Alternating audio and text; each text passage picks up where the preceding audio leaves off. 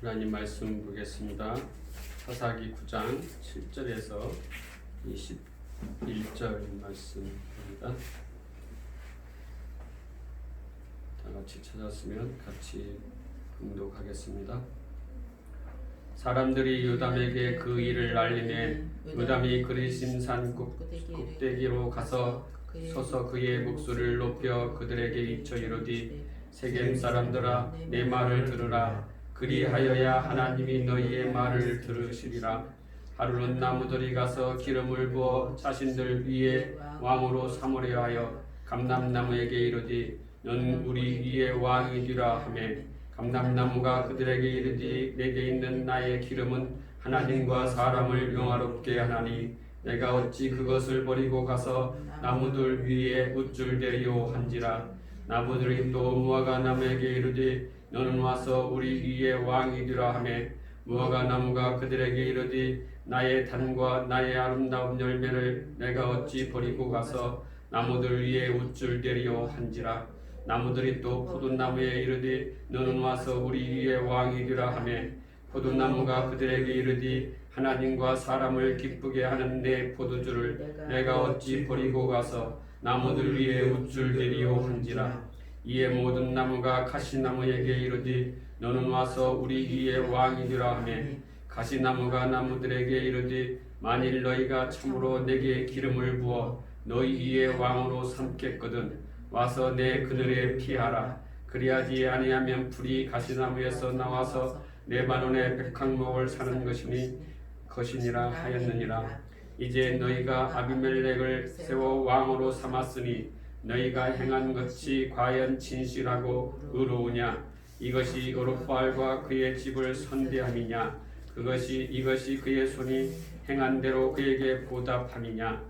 우리 아버지가 전에 죽음을 무릅쓰고 너희를 위하여 싸워 미디안의 손에서 너희를 건져냈거늘 너희가 오늘 일어나 우리 아버지 집을 쳐서 그의 아들 70명을 한 바위 위에서 죽이고 그의 여종의 아들 아비멜렉이 너희 형제가 된다고 그를 세워 세겜 사람들 위에 왕으로 삼았도다.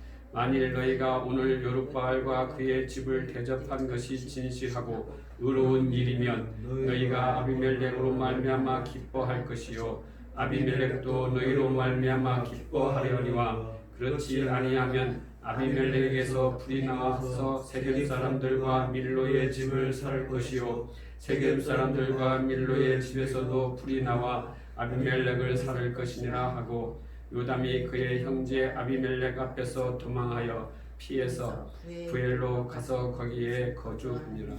아멘.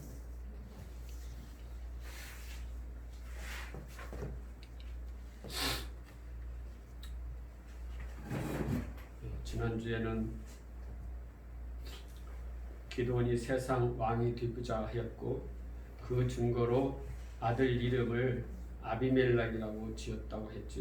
그 아비멜렉의 이름의 의미는 아버지는 왕이다라는 뜻이라고 하였습니다. 그렇기 때문에 기드온은 왕이 되고자 하였던 그였지요. 그런 기드온이 죽자 이스라엘 백성들은 언제 하나님을 믿었는가 싶을 정도로 바로 이방신 바알과 바알브렛을 자신의 신으로 삼고 말았던 것이지요. 완전히 하나님을 배신하고 생산의 신인 세겜 사람이 섬겼던 이방 신을 섬기게 된 것입니다. 그것이 눈에 보이는 것을 추구하는 세상 왕들의 종말을 보여주고 있는 것이지요. 지난주에 이어서 계속 말씀을 나누겠습니다. 아비멜렉이 세겜의 신당에서 은 70개를 얻어서 그것으로 양아치들을 사가지고 자신의 형제 70명을 한 바위 위에서 다 죽이고 왕위를 찬탈하였지. 그러한 와중에 기드온의 막내 아들 요담이라는 사람이 아비멜렉과 양아치들의 칼을 피해 숨었습니다. 그러니까 기드온의 아들은 70명은 죽고 아비멜렉하고 요담 이렇게 72명이었던 것입니다. 이 요담이 자기 형들이 모두 죽었다는 소식을 듣습니다. 그리고는 그리심산으로 올라가서 세겜 사람들 향해 우화 하나를 이야기하고 있는 내용이 오늘 본문의 말씀입니다. 오늘 본문에 나오는 말씀에서 이 우화에는 나무들이라는 다수의 집단이 등장하고 그들에 의해서 왕으로 추대가 되는 감람나무, 무화과나무, 포도나무, 가시나무가 등장하고 있습니다. 그런데 다른 세 나무는 나무들의 왕의 추대를 정중하게 거절하는데 가시나무만이 스스로 왕이 되고 싶어 합니다. 그리고 그 이야기 말미에 아비멜렉의 이야기를 붙여 넣어 그 나무들의 우화가 아비멜렉의 왕위 찬탈 사건을 비유하고 있음을 성경 말씀을 통해서 보여주고 있는 것이지요. 여기에 등장하는 네 종류의 나무들은 하나님 나라 백성들의 자기 존재의 인식과 그리고 마귀 나라 백성들의 자기 존재의 인식이 어떻게 다른가를 보여주고 있습니다. 또한 아비멜렉 안에 들어있는 기드온과 이스라엘, 즉 성도들의 죄성을 질타하고 있는 것이지요. 그것은 하나님께서 당신 백성들의 삶 속에서 반드시 이루실 언약 성취의 필연성을 우리에게 상기시켜 주고 있는 것입니다. 먼저 감람나무의 반응을 한번 보지요. 사사기 9장 9절 말씀 한번 다 같이 읽어보겠습니다. 오늘 본문 말씀 사사기 9장 9절 말씀. 감람나무가 그들에게 이르되 내게 있는 나의 기름은 하나님과 사람을 영화롭게 하나니 내가 어찌 그것을 버리고 가서 나무들 위에 우쭐대리요 한지라. 감람나무는 자신을 기름 부어 왕으로 추대하려고 하는 다른 나무들에게 자신의 존재 이유를 명확하게 이야기하고 있습니다. 그것은 사람과 하나님을 영화롭게 한다는 것이에요. 자신의 영화를 위해 사는 자라면 당연히 왕이 추대를 수락했겠지요. 그런데 그의 관심은 이 세상 왕위에 있지 않습니다. 자신에게 맡겨진 현실이 하나님이 허락하신 현실이라는 것을 굳게 믿고 그 현실이 하나님의 허락하신 것이 맞다면 그 현실 속에서 분명 하나님 스스로가 당신의 영광을 챙겨 가실 것이라는 것을 믿고 있는 것입니다. 눈에 보이는 세상 힘보다는 눈에 보이지 않는 하나님의 영광에 더 집중하고 있는 것입니다. 두 번째 나무를 한번 봅시다. 사사기 9장 10절에서 11절 말씀 다 같이 읽어볼까요? 나무들이 또 무화과 나무에게 이르되 너는 와서 우리 위에 왕이 되라 하며 무화과 나무가 그들에게 이르되 나는 탄 것과 나의 아름다운 열매를 내가 어찌 버리고 가서 나무들 위에 우쭐대리요 한지라. 무화과 나무 역시 자신의 현실을 소중하게 여기고 있습니다. 하나님이 허락하신 현재의 현실이 세상 왕의 추구보다 더 소중하다는 것을 알고 있는 것입니다. 그리고 세 번째 나무는 포도나무입니다. 사사기 9장 12절 13절 다 같이 한번 읽어볼까요? 나무들이 또 포도나무에 이르되 너는 와서 우리 위에 왕이 되라 하며 포도나무가 그들에게 이르되 하나님과 사람을 기쁘게 하는 내 포도주를 내가 어찌 버리고 가서 나무 위에 우쭐대리요 한지라. 포도나무 역시 하나님과 사람을 기뻐하는 자신의 일상이 이 세상 왕의 추구보다 훨씬 더 중요하다는 것을 알고 있습니다. 이것이 바로 천국 백성들의 자기 존재의 인식인 것입니다. 천국의 백성들은 자기 자신을 위해 살지 않습니다. 아비멜렉이 양아치들과 함께하는 것처럼 양아치는 자신과의 연관이 있는 조직에만 충성하고 자기 자신만을 위해 살아가는 것이 양아치들인 것입니다. 다른 사람들은 안중에도 없이 짓밟아 버리지요. 양아치들의 모습입니다. 그것이 지옥으로 향하는 자들입니다. 그러나 천국 백성은 하나님과 타자를 위한 삶을 살아가는 것입니다. 그래서 누구 위에 군림한다든가 자신의 업적과 공로를 근거로 상을 받아서 다른 사람들보다 더 나은 평가나 대우를 받으려고 한다든가 타자와의 차이성을 입증하여 자신의 높음이나 위대함을 증명하려는 시도가 없게 되는 것입니다. 쉬운 말로 천국 백성은 자기에게 주어진 능력이나 자원에 만족하며 그것으로 하나님과 이웃을 영화롭게 하는 데에 사용한다는 것입니다.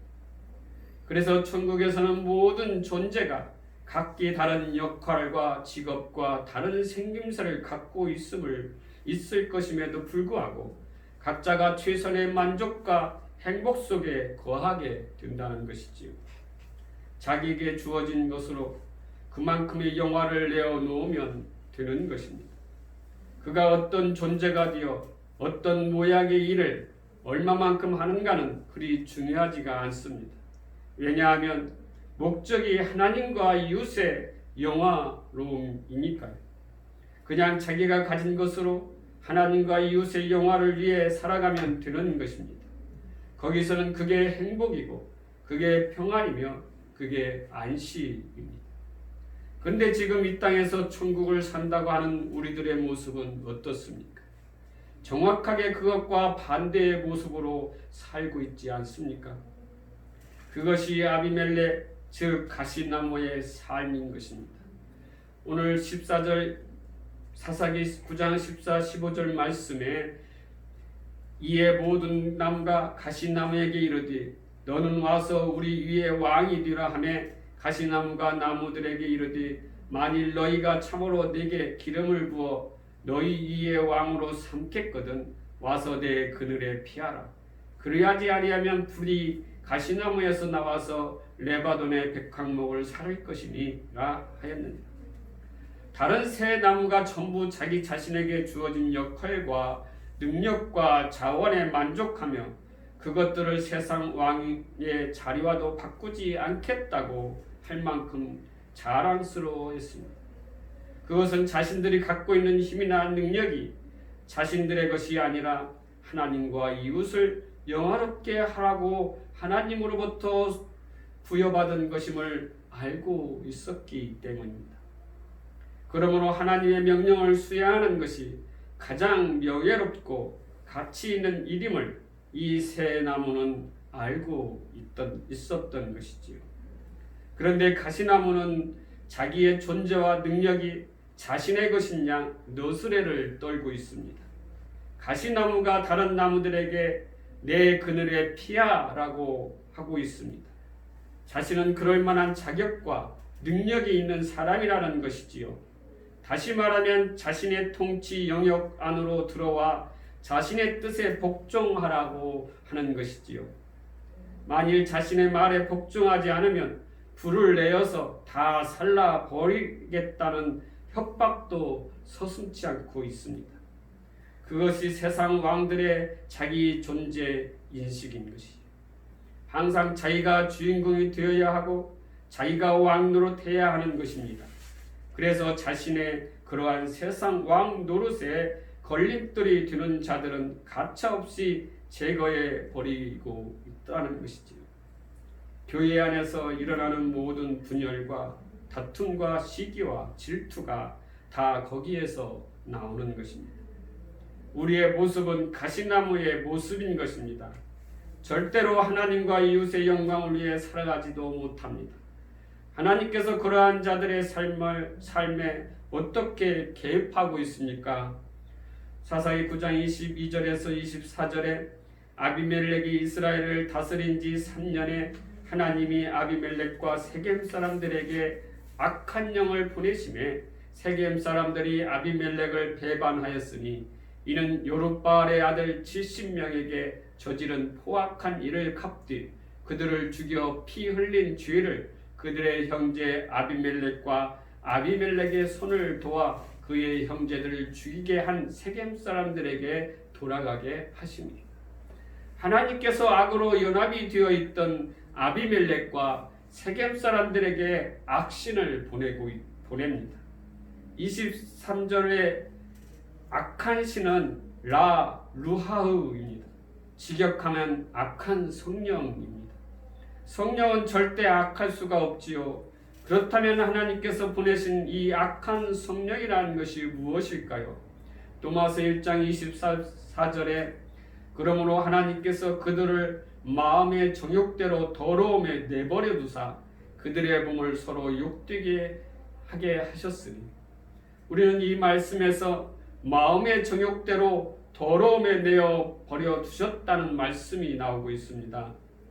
그러니까 하나님께서 붙들고 있는 손을 놓아 버렸다는 것이지요. 하나님께서 애굽의 왕 바로 왕을 악하게 만들었다는 것이 아니라 원래 바로 왕 안에 들어있던 악을 하나님께서 제어하지 않으시고 놔두시며 그 악을 당신의 목적에 맞게 쓰신 것을 가리키는 말입니다. 그러므로 하나님께서 악한 신을 보내셨다는 것은 하나님께서 성령의 일반 은총을 거두어 버리심으로 죽은 흙들의 본질적 성향을 드러나게 하셨다는 말인 것입니다. 그때 악의 본질이 그대로 드러나게 되는 것이지요. 성령님이 하시는 일이 무엇입니까? 성령님은 우리 안에 들어오셔서 죄에 대하여, 의에 대하여, 심판에 대하여 책망을 하시는 분입니다. 성령님은 우리 안에 들어오셔서 우리가 죄라고 생각하지 못했던 작은 것들까지도 전부 끄집어 내셔서 죄를 진열해 놓으시고 있습니다. 그리고 죄는 심판의 대상이라는 것도 알게 하십니다. 성도는 왕이 되고 싶어하던 육적 자아를 폭로당하고 내가 죄인 중에 괴수라는 바울의 고백처럼 고백을 하게 되며 하나님과 이웃에게 영화롭게 하고 사랑을 나누는 것이지요. 이 모든 것은 성령의 역사로 이루어지는 것입니다.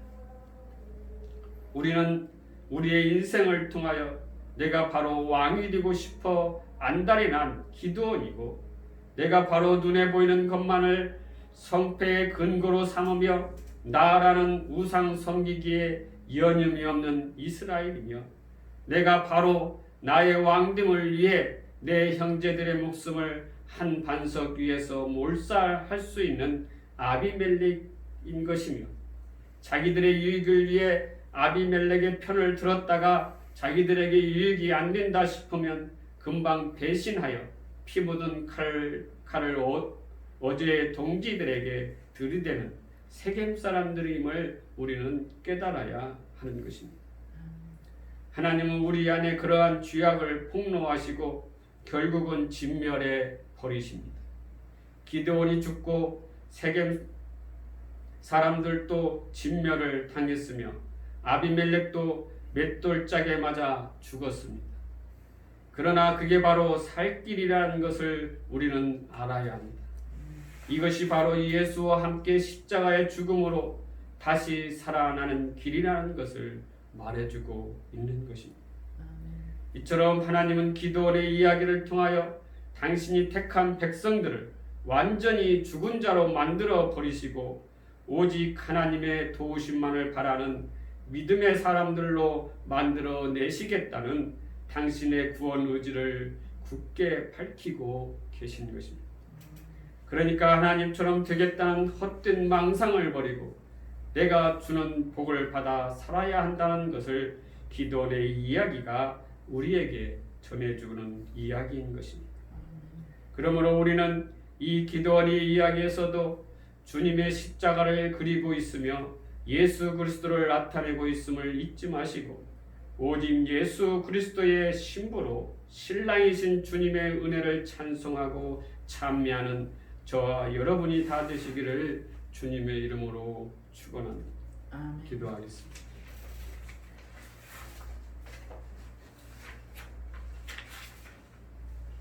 사랑의 아버지 하나님, 은혜를 감사합니다. 우리의 죄를 폭로하시고 우리가 더러운 죄악 가운데 살았음을 모든 사람들에게 폭로함으로 또한 그로 말미암아 그 죄로 말미암아 죽음을 맞이하고 그 죽음 속에서 우리는 십자가의 죽음